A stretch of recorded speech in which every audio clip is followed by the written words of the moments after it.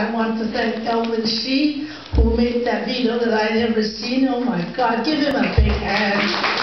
Thank you, Elvin. God bless you. And thank you, Sid, for your activities. The next councillor of Vancouver. Vote for Sid! Don't forget, November the 15th, Sid Tan, the councillor. And thank you, Jim, for the wonderful poets that I appreciate, and thank you very much. And I thank you, Karen. You probably don't know a lot of stories about your father that I can tell you about. That was before your time. And the States, and also the surprising thing that you don't know, he accompanied me to buy my wedding luggage because he was anxious for me to get married. So I had a dream last night, and this amazed me, all about Wally Lei Wah Ying when he first came to Canada, and your grandfather and his brother. So someday I will give you the story that you will treasure and cherish. And God bless you all. Thank you. Oh, I want to say this Heart of City Festival that the Vancouver Sun had promoted, and how about the wonderful musical they're producing of Heart of the City Festival. This was dated on October the 28th. And to have this affair this evening, this function, it just enhanced this activities. And this one here is Mother Power. Mother Power of Raymere Housing, up the street from here. And it just brought such wonderful memories to my heart, because when the Expo at Chinatown started in 1959, that we fought to 1963 to renege the vote to preserve the housing in Chinatown, the social housing on McLean Park, which is at the corner of Pender and Gore Avenue, where we live. I'm Chinatown. I'm born and raised here, third generation. I lived in Chinatown and business in Chinatown, and we love our Chinatown. Our Chinatown is disappearing too fast. But with the new development that's coming, and the city asked me last year at the council, do you support these housing that's going into Chinatown? Which is, I said, those are boxes. It could be Winnipeg or Marine Drive.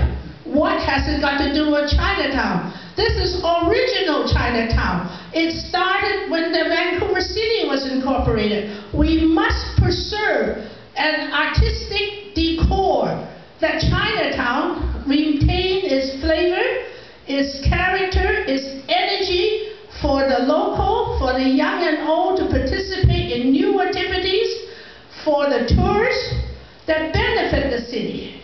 Now that's important, because we got a new era coming. Coming back to how that new era coming is, this Raymere housing was the blight area at that time.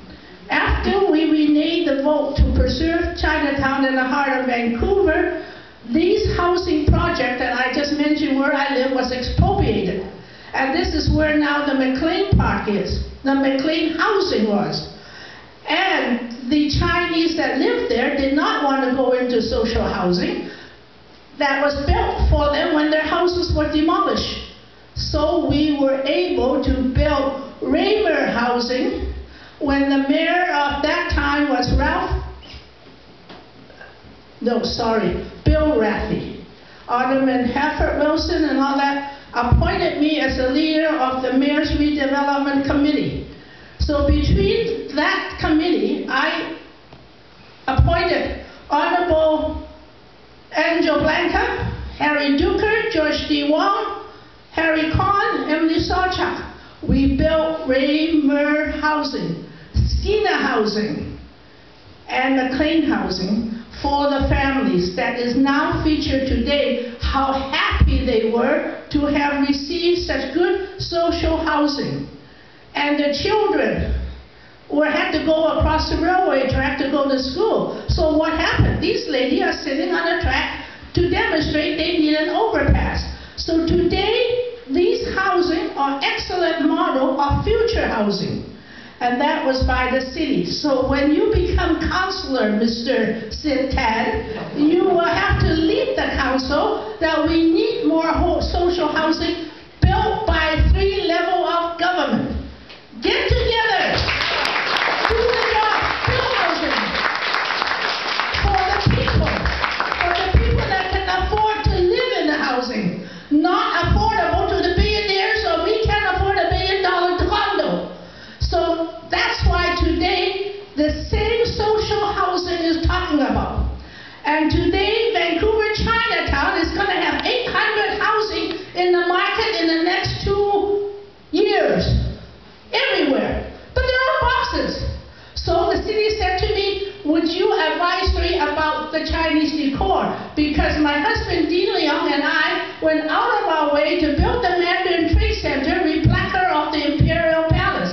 Every little detail had a meaningful omen and symbolic of our Chinese traditional custom that blesses you and good life to all. But I'm behind the scene. I'm not going to be there. But I am behind the scenes. Says, all right, the common area, the exterior should have a touch of our traditional Chinese custom. You have Chinese lanterns for the street. We, in 1974, beautified Vancouver by planting all those trees in Chinatown. So let's keep Vancouver Chinatown beautified. And it will be with every effort of the next generation, present young generation, with the advisory of the older generation, low IQ. Even though that I'm ageless, dateless, and timeless, I don't rank as low IQ yet. But I am very thankful that I'm here today. Good thing is Halloween was last week. I would get scary here because this is Armstrong funeral parlor. And at that time, so many Chinese were ceremony, memorial service were held here. So the fact is that I'm coming to that point of the discrimination. Even in life and death, we Chinese suffer harshly on this lawful discrimination, restriction, taboos. Why? Because when they had their service here in this very location, and I don't know how many hundreds of times my husband gave the eulogy here, they cannot be buried in Ocean View. They were mostly buried in Mount Pleasant, which is the city cemetery. Why? Because the Ocean View Cemetery has a little corner called the Willow section, restricted to the Chinese and the black. My father-in-law's father, which is my husband Dean's grandfather, was buried there in 1944 on the condition that his bones were shipped back to China after the war. In those days, that's why the discrimination has caused the Chinese to be returned to their home. But how the world changed. Today they come back and bury here. Because all of them, families and generations are here immigrated. And how today, these pioneers, these low IQ, your grandfather, Karen's great-grandfather, Jim's grandfather, and my grandfather was the first merchant in Victoria who did all the linens and manufactures for the Hudson's Bay, the Spencers, and the work clothes for the mine. At that time, we were not able to do what we want. We were so restricted. But today, their hardship, their work, their endurance, their sacrifices have won freedom for all the generations forever. That today we have judges, we have lawyers, we have Jim Wang Chu, we have Sid Tan. Tan was the millionaire that bought the Fantasy Garden. Sorry. I thought for a minute I was standing in Taiwan. So Sid, Jim, Karen, keep up the good work. And all you ladies and gentlemen, and I'm absolutely thankful and delighted. My old friends, friends and distant relatives are here tonight to hear me yakka yakkity yak.